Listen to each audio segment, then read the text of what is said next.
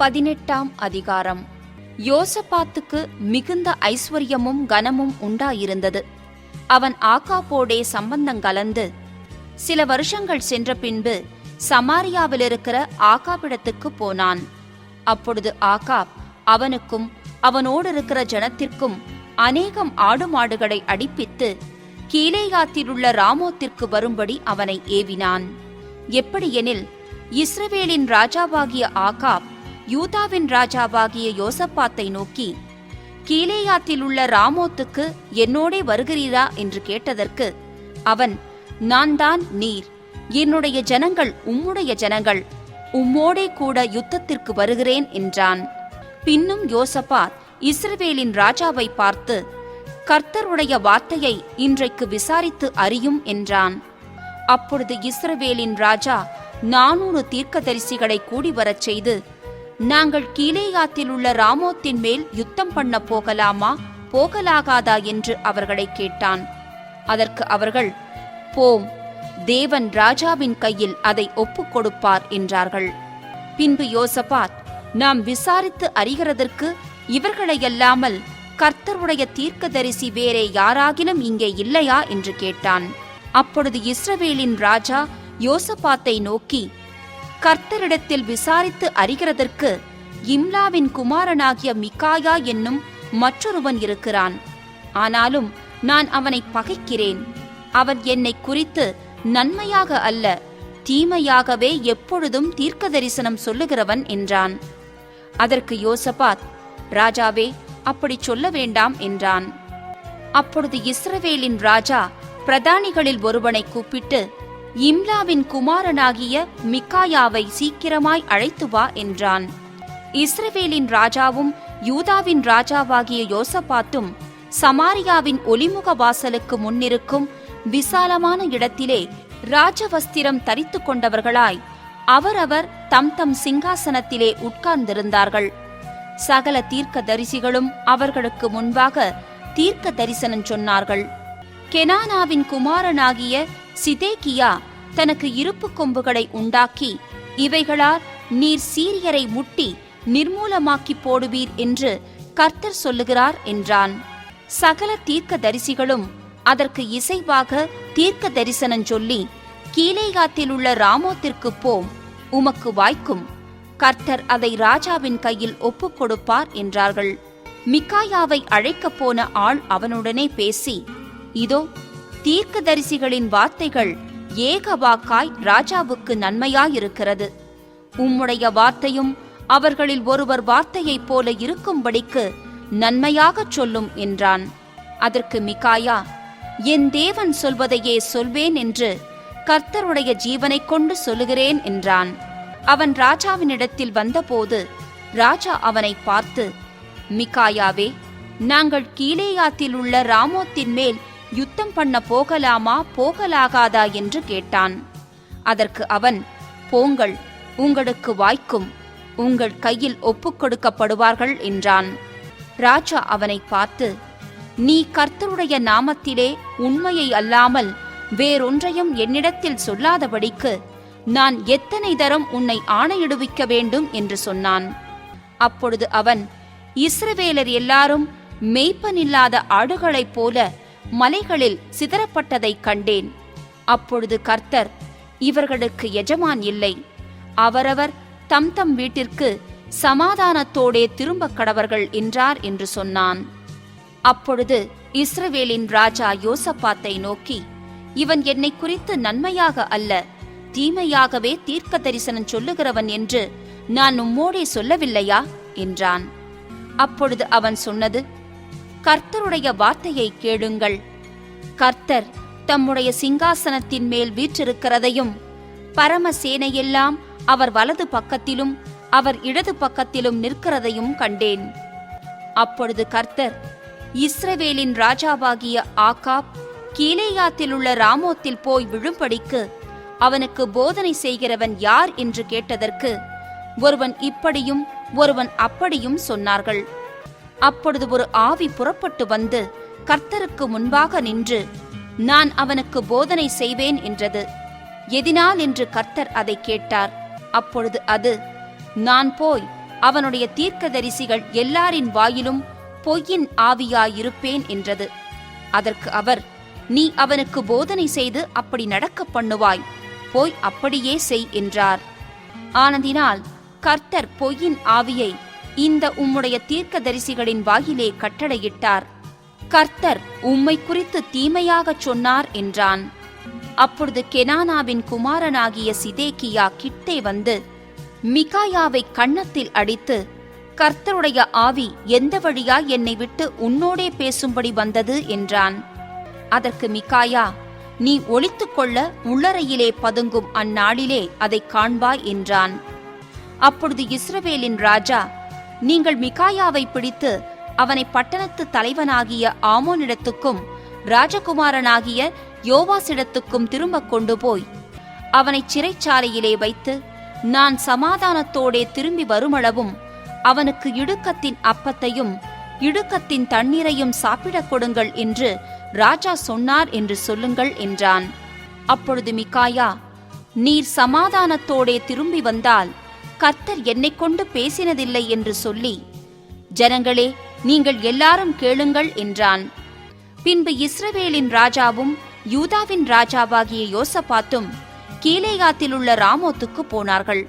இஸ்ரவேலின் ராஜா யோசபாத்தை பார்த்து, நான் வேஷம் மாறி யுத்தத்தில் பிரவேசிப்பேன், நீரோ ராஜவஸ்திரம் தரித்திரும் என்று சொல்லி இஸ்ரவேலின் ராஜா வேஷமாறி யுத்தத்தில் பிரவேசித்தான்.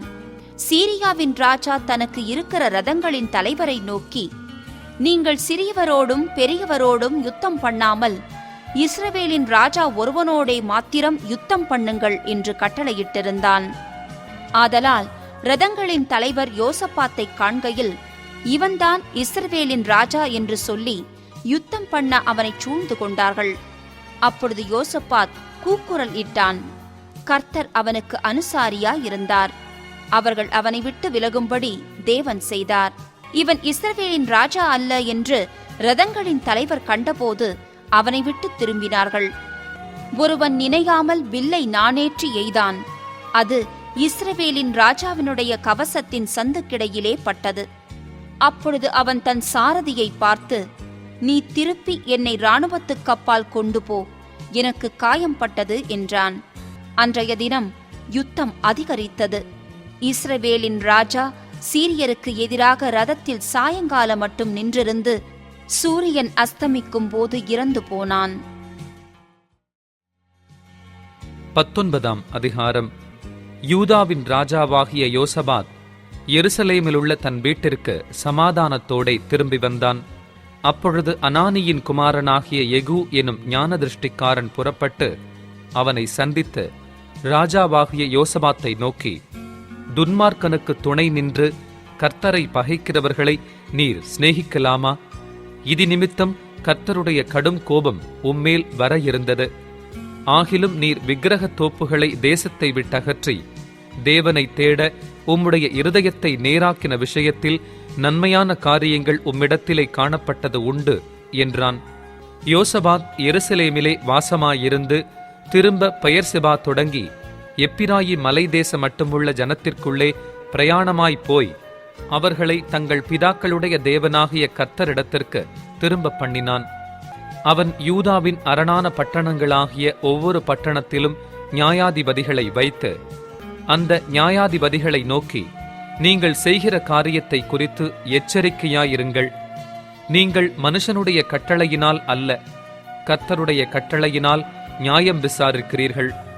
நியாயம் விசாரிக்கிற விஷயத்திலே அவர் உங்களுடனே இருக்கிறார். ஆதலால் கர்த்தருக்கு பயப்படுகிற பயம் உங்களிடத்தில் இருக்க கடவது. எச்சரிக்கையாயிருந்து காரியத்தை நடத்துங்கள். உங்கள் தேவனாகிய கர்த்தரிடத்திலே அநியாயமும் முகதாட்சிணியமும் இல்லை, பரிதானமும் அவரிடத்திலே செல்லாது என்றான்.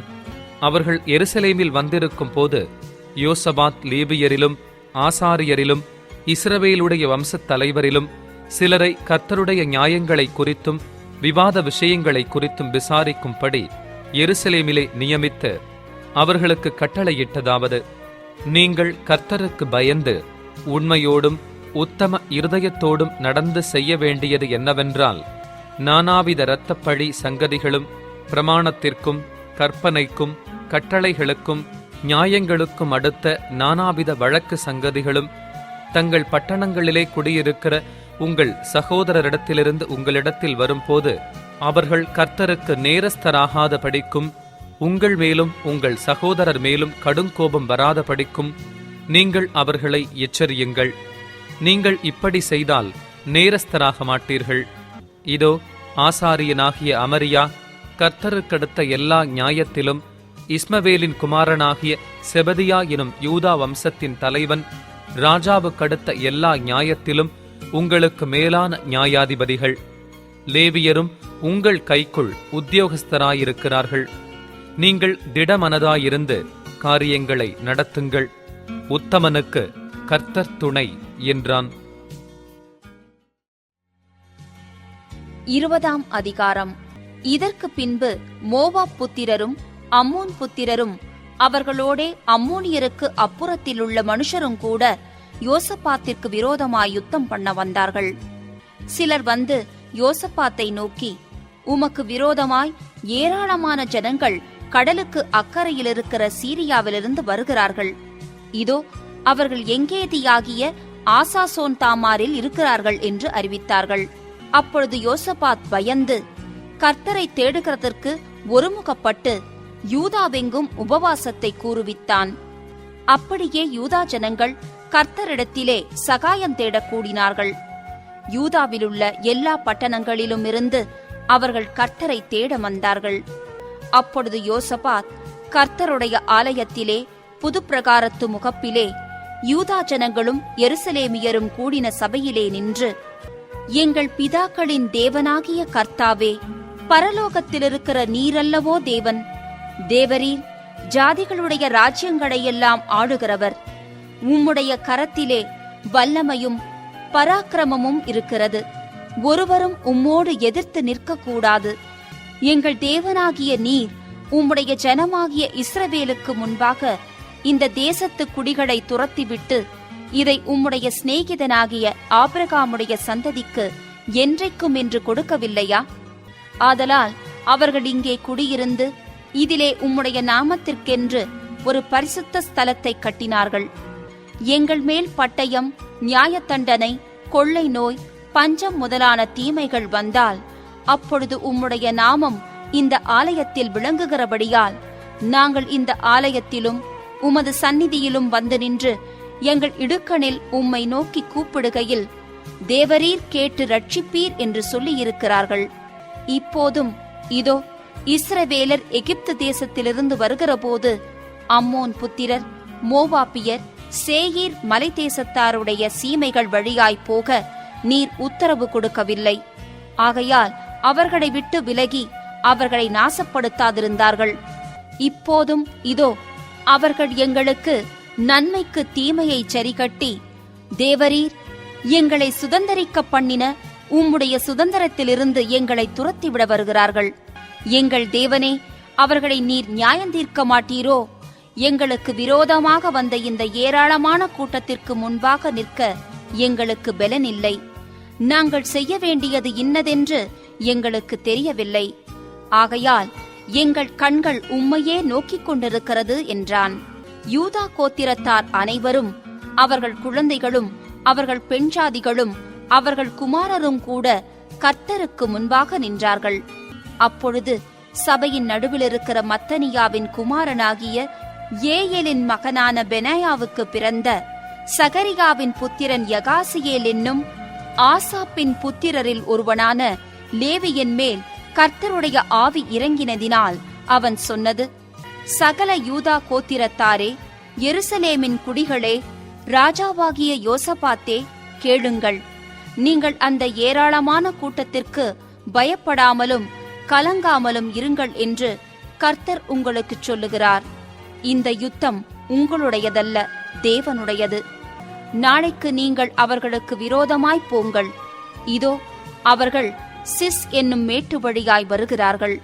நீங்கள் அவர்களை எருவேல் வனாந்தரத்திற்கு எதிரான பள்ளத்தாக்கின் கடையாந்தரத்திலே கண்டு சந்திப்பீர்கள்.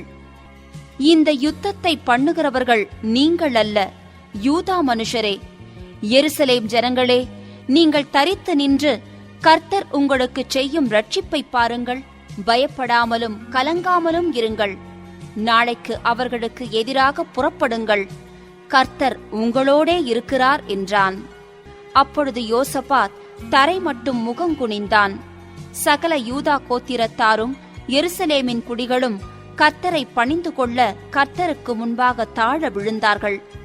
கோகாத்தியரின் புத்திரரிலும் கோராக்கியரின் புத்திரரிலும் இருந்த லேவியர் எழுந்திருந்து இஸ்ரவேலின் தேவனாகிய கர்த்தரை மகா சத்தத்தோடே கெம்பீரமாய் துதித்தார்கள். அவர்கள் அதிகாலமே எழுந்திருந்து தெக்கோவாவின் வனாந்தரத்திற்கு போக புறப்பட்டார்கள். புறப்படுகையில் யோசபாத் நின்று, யூதாவே, எருசலேமின் குடிகளே, கேளுங்கள், உங்கள் தேவனாகிய கர்த்தரை நம்புங்கள், அப்பொழுது நிலைப்படுவீர்கள். அவருடைய தீர்க்க தரிசிகளை நம்புங்கள், அப்பொழுது சித்தி பெறுவீர்கள் என்றான். பின்பு அவன் ஜனத்தோடே ஆலோசனை பண்ணி பரிசுத்தமுள்ள மகத்துவத்தை துதிக்கவும் ஆயுதம் அணிந்தவர்களுக்கு முன்னாக நடந்து போய் கர்த்தரை துதியுங்கள், அவர் கிருபை என்றும் உள்ளதென்று கர்த்தரை பாடவும் பாடகரை நிறுத்தினான். அவர்கள் பாடி துதி செய்ய தொடங்கின போது யூதாவுக்கு விரோதமாய் வந்து பதிவிருந்த அம்மோன் புத்திரரையும் மோவாபியரையும் சேயீர் மலை தேசத்தாரையும் ஒருவருக்கு விரோதமாய் ஒருவரை கர்த்தர் எழும்ப பண்ணினதினால் அவர்கள் வெட்டுண்டு விழுந்தார்கள். எப்படியெனில் அம்மோன் புத்திரரும் மோவாபியரும் சேயீர் மலை தேச குடிகளை சங்கரிக்கவும் அழிக்கவும் அவர்களுக்கு விரோதமாய் எழும்பினார்கள். சேயீர் குடிகளை அடித்து தீர்ந்தபோது தாங்களும் தங்களில் ஒருவரையொருவர் அடிக்கத்தக்க விதமாய் கை கலந்தார்கள். யூதா மனுஷர் வனாந்தரத்திலுள்ள சாம கூட்டண்டையிலே வந்து அந்த ஏராளமான கூட்டமிருக்கும் திக்கை நோக்குகிற போது இதோ அவர்கள் தரையிலே விழுந்து கிடக்கிற பிரேதங்களாக கண்டார்கள். ஒருவரும் தப்பவில்லை. யோசபாத்தும் அவனுடைய ஜனங்களும் அவர்கள் உடைமைகளை கொள்ளையிட வந்தபோது அவர்கள் கண்ட ஏராளமான பொருள்களும் பிரேதங்களிலிருந்து உரிந்து போட்ட ஆடை ஆபரணங்களும் தாங்கள் எடுத்துக்கொண்டு போகக்கூடாதிருந்தது. 3 நாளாய் கொள்ளையிட்டார்கள். அது அவ்வளவு மிகுதியாயிருந்தது. 4ஆம் நாளில் பெராக்காவிலே கூடினார்கள். அங்கே கர்த்தருக்கு ஸ்தோத்திரம் செலுத்தினார்கள். ஆதலால் அவ்விடத்திற்கு இந்நாள் வரைக்கும் இருக்கிறபடி பெராக்கா என்னும் பேர் தரித்தார்கள். பின்பு கர்த்தர் அவர்களை அவர்கள் சத்துருக்கள் பேரில் களிகூறச் செய்தபடியால் யூதா மனுஷர் யாவரும் எருசலேம் ஜனங்களும் அவர்களுக்கு முன்னாலே யோசபாத்தும் மகிழ்ச்சியோடே எருசலேமுக்கு திரும்பினார்கள். அவர்கள் தம்புருகளோடும் சுரமண்டலங்களோடும் பூரிகைகளோடும் எருசலேமில் இருக்கிற கர்த்தருடைய ஆலயத்திற்கு வந்தார்கள். கர்த்தர் இஸ்ரவேலின் சத்துருக்களோடு யுத்தம் பண்ணினார் என்று கேள்விப்பட்ட அந்தந்த தேசத்து ராஜ்யத்தார் மேல் தேவனால் உண்டான பயங்கரம் வந்தது. இவ்விதமாய் தேவன் சுற்றுப்புறத்தாரால் யுத்தமில்லாத இளைப்பாறுதலை அவனுக்கு கட்டளையிட்டதினால் யோசபாத்தின் ராஜ்யபாரம் அமெரிக்கையாயிருந்தது. யோசபாத் யூதாவை அரசாண்டான். அவன் ராஜாவாகிறபோது 35 வயதாயிருந்து 25 வருஷம் எருசலேமில் அரசாண்டான். சில்கியின் குமாரத்தியாகிய அவனுடைய தாயின் பேர் அசுபாள். அவன் தன் தகப்பனாகிய ஆசாவின் வழியிலே நடந்து அதை விட்டு விலகாதிருந்து கர்த்தரின் பார்வைக்கு செம்மையானதை செய்தான். ஆனாலும் மேடைகள் தகர்க்கப்படவில்லை. ஜனங்கள் தங்கள் இருதயத்தை தங்கள் பிதாக்களின் தேவனுக்கு இன்னும் நேராக்காதிருந்தார்கள். யோசபாத்தின் ஆதியந்தமான மற்ற வர்த்தமானங்கள் இஸ்ரவேல் ராஜாக்களின் புஸ்தகத்தில் கண்டிருக்கிற ஆனானியின் குமாரனாகிய எகோவின் வசனங்களில் எழுதியிருக்கிறது. அதற்கு பின்பு யூதாவின் ராஜாவாகிய யோசபாத் பொல்லாப்பு செய்கிறவனான அகசியா என்னும் இஸ்ரவேலின் ராஜாவோடே தோழமை பண்ணினான். தர்ஷீசுக்கு போகும்படிக்கு கப்பல்களைச் செய்ய அவனோடே கூடிக்கொண்டான். அப்படியே எசியோன் கேபேரிலே கப்பல்களைச் செய்தார்கள். மரேசா ஊரானாகிய தொதாவாவின் குமாரனான எலியேசர் யோசபாத்துக்கு விரோதமாக தீர்க்க தரிசனம் சொல்லி, நீர் அகசியாவோடே கூடிக்கொண்டபடியினால் கர்த்தர் உம்முடைய கிரியைகளை முறித்து போட்டார் என்றான். அந்த கப்பல்கள் உடைந்து போயிற்று. அவர்கள் தர்ஷீசுக்கு போகக்கூடாமற் போயிற்று. 21ஆம் அதிகாரம். யோசபாத் தன் பிதாக்களோடே நித்திரையடைந்து தாவீதின் நகரத்தில் தன் பிதாக்கள் அண்டையிலே அடக்கம் பண்ணப்பட்டான். அவன் ஸ்தானத்திலே அவன் குமாரனாகிய யோராம் ராஜாவானான். அவனுக்கு யோசபாத்தின் குமாரனாகிய அசரியா, ஏகியேல், சகரியா, அசரியா, மிகாவேல், செப்பத்தியா என்னும் சகோதரர் இருந்தார்கள். இவர்கள் எல்லாரும் இஸ்ரவேலின் ராஜாவாகிய யோசபாத்தின் குமாரர். அவர்களுடைய தகப்பன் வெள்ளியும் பொன்னும் உச்சிதங்களுமான அநேகம் நன்கொடைகளையும் யூதாவிலே அரணான பட்டணங்களையும் அவர்களுக்கு கொடுத்தான். யோராம் சேஷ்ட புத்திரனானபடியினால் அவனுக்கு ராஜ்யத்தை கொடுத்தான். யோராம் தன் தகப்பனுடைய ராஜ்யபாரத்திற்கு வந்து தன்னை பலப்படுத்திக் கொண்ட பின்பு அவன் தன்னுடைய சகோதரர் எல்லாரையும் இஸ்ரவேலின் பிரபுக்களில் சிலரையும் பட்டயத்தால் கொன்று போட்டான். யோராம் ராஜாவாகிற போது 32 வயதாயிருந்து 8 வருஷம் எருசலேமில் அரசாண்டான். அவன் இஸ்ரவேல் ராஜாக்களின் வழியிலே நடந்து ஆகாபின் வீட்டார் செய்தது போல செய்தான். ஆகாபின் குமாரத்தி அவனுக்கு மனைவியாயிருந்தாள். அவன் கர்த்தரின் பார்வைக்கு பொல்லாப்பானதைச் செய்தான். கர்த்தர் தாவீதுக்கும் அவன் குமாரருக்கும் என்றென்றைக்கும் ஒரு விளக்கை கட்டளையிடுவேன் என்று சொல்லி அவனோடே பண்ணின உடன்படிக்கையின் நிமித்தம் தாவீதின் வம்சத்தை அழிக்க சித்தமில்லாதிருந்தார். அவன் நாட்களில் யூதாவுடைய கையின் கீழிருந்த ஏதோமியர் கலகம் பண்ணி தங்களுக்கு ஒரு ராஜாவை ஏற்படுத்திக் கொண்டார்கள். அதனால் யோராம் தன் பிரபுக்களோடும் தன் சகல ரதங்களோடும் புறப்பட்டு போனான். அவன் ராத்திரியில் எழுந்திருந்து தன்னை வளைந்து கொண்ட ஏதோமியரையும் ரதங்களின் தலைவரையும் முறிய அடித்தான். ஆகிலும் யூதாவுடைய கையின் கீழிருந்த ஏதோமியர் இந்நாள் வரைக்கும் இருக்கிறது போல கலகம் பண்ணி பிரிந்தார்கள். அவன் தன் பிதாக்களின் தேவனாகிய கர்த்தரை விட்டபடியினால் அக்காலத்திலே லீப்னா பட்டணத்தாரும் கலகம் பண்ணினார்கள். அவன் யூதாவுடைய மலைகளின் மேல் மேடைகளை உண்டாக்கி எருசலேமின் குடிகளை சோரம் போக பண்ணி யூதாவையும் அதற்கு ஏவிவிட்டான். அப்பொழுது தீர்க்கதரிசியாகிய எலியா எழுதின ஒரு நிருபம் அவனிடத்திற்கு வந்தது. அதில், உம்முடைய தகப்பனான தாவீதின் தேவனாகிய கர்த்தர் உரைக்கிறது என்னவென்றால், நீ உன் தகப்பனாகிய யோசபாத்தின் வழிகளிலும் யூதாவின் ராஜாவாகிய ஆசாபின் வழிகளிலும் நடவாமல் இஸ்ரவேல் ராஜாக்களின் வழியிலே நடந்து ஆகாபுடைய குடும்பத்தின் சோர மார்க்கத்திற்கு ஒத்தபடியே யூதாவையும் எருசலேமின் குடிகளையும் சோரம் போக பண்ணி உன்னை பார்க்கிலும் நல்லவர்களாயிருந்த உன் தகப்பன் வீட்டாரான உன் சகோதரரையும் கொன்று போட்டபடியினால், இதோ கர்த்தர் உன் ஜனத்தையும் உன் பிள்ளைகளையும் உன் மனைவிகளையும் உனக்கு உண்டான எல்லாவற்றையும் மகா வாதையாக வாதிப்பார். நீயோ உனக்கு உண்டாகும் குடல் நோயினால் உன் குடல்கள் நாளுக்கு நாள் இற்று விழுமட்டும் கொடிய வியாதியினால் வாதிக்கப்படுவாய் என்று எழுதியிருந்தது. அப்படியே கர்த்தர் பெலிஸ்தரின் ஆவியையும் எத்தியோப்பியாவுக்கடுத்த தேசத்தாரான அரபியரின் ஆவியையும் யோராமுக்கு விரோதமாக எழுப்பினார். அவர்கள் யூதாவில் வந்து பலாத்காரமாய் புகுந்து ராஜாவின் அரமனையில் அகப்பட்ட எல்லா பொருட்களையும் அவன் பிள்ளைகளையும் அவன் மனைவிகளையும் பிடித்து கொண்டு போனார்கள். யோவாகாஸ் எனும் அவன் குமாரரில் இளையவனை அல்லாமல் ஒரு குமாரனும் அவனுக்கு மீதியாக வைக்கப்படவில்லை. இவைகள் எல்லாவற்றிற்கும் பிற்பாடு கர்த்தர் அவன் குடல்களில் உண்டான தீராத நோயினால் அவனை வாதித்தார். அப்படி நாளுக்கு நாள் இருந்து 2 வருஷம் முடிகிற காலத்தில் அவனுக்கு உண்டான நோயினால் அவன் குடல்கள் சரிந்து கொடிய வியாதியினால் செத்துப்போனான். அவனுடைய பிதாக்களுக்காக கந்த வர்க்கங்களை கொளுத்தினது போல் அவனுடைய ஜனங்கள் அவனுக்காக கொளுத்தவில்லை. அவன் ராஜாவாகிற போது 32 வயதாயிருந்து 8 வருஷம் எருசலேமில் அரசாண்டு விரும்புவாரில்லாமல் இறந்து போனான். அவனை தாவீதின் நகரத்தில் அடக்கம் பண்ணினார்கள். ஆனாலும் ராஜாக்களின் கல்லறைகளில் அவனை வைக்கவில்லை.